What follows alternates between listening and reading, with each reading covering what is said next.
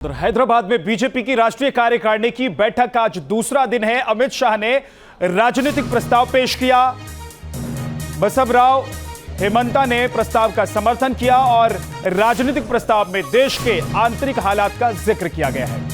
स्थिति बिगड़ने के पीछे तुष्टीकरण की राजनीति है, ये बात रखी गई थी। राजनीतिक प्रस्ताव में जातिवाद, वंशवाद पर भी चर्चा हुई।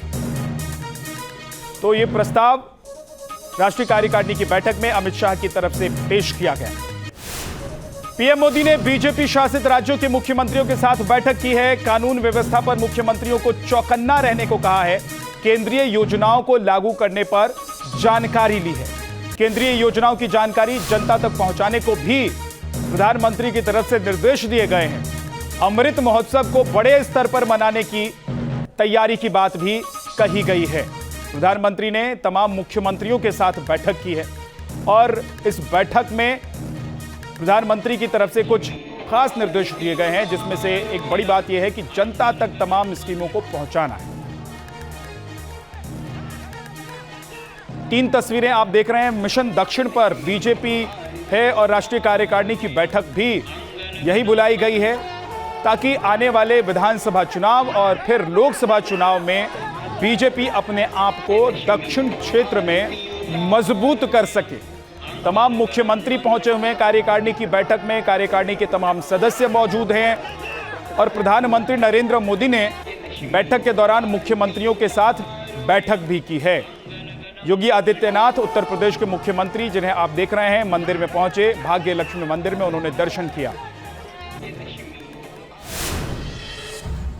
हैदराबाद में बीजेपी की 2 दिवसीय राष्ट्रीय कार्यकारिणी की बैठक हुई और मीटिंग के आज दूसरे दिन कई प्रस्तावों पर मोहर लगी। खबर है कि एक मुद्दा भाग्यनगर का भी रहा। कहा जा रहा है कि सीएम योगी ने भी इसी एजेंडे को आगे बढ़ाने के लिए हैदराबाद आए हैं। आखिर क्या है यह पूरा मामला, आपको दिखाते हैं।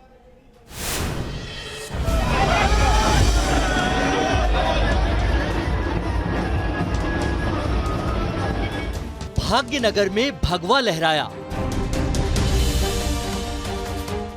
केसरिया ओवैसी के घर तक आया।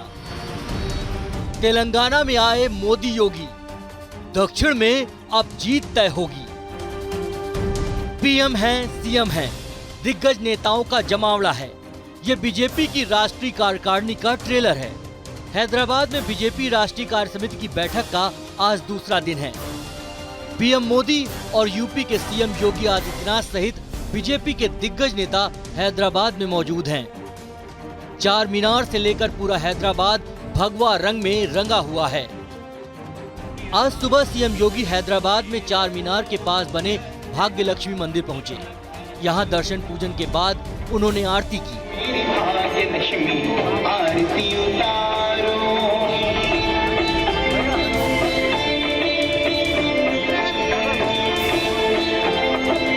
ये वही मंदिर है जिसके नाम पर योगी हैदराबाद का नाम भाग्यनगर करने की मंशा पहले जता चुके हैं।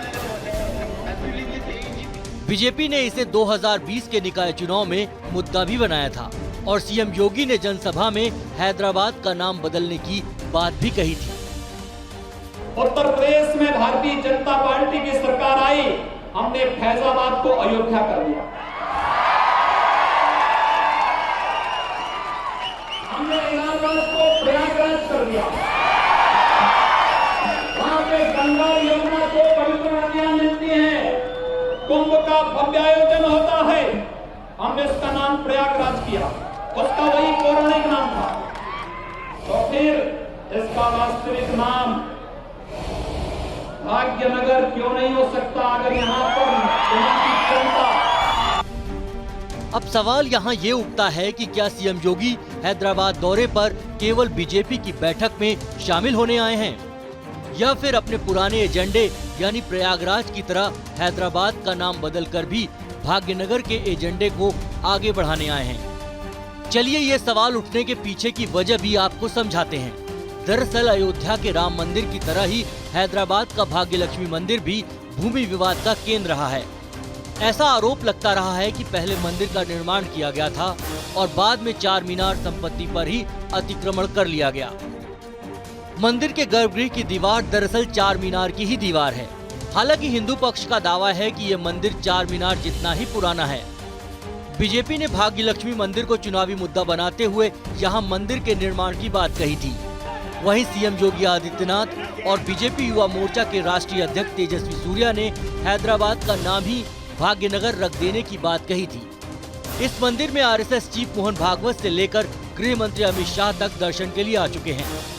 ऐसे में माना जा रहा है कि बीजेपी की राष्ट्रीय कार्यकारिणी की बैठक में नए प्रस्ताव और एजेंडे पर मुहर लग सकती है, जो खास तौर से दक्षिण में बीजेपी की नींव को मजबूत करेगी। Team news nation.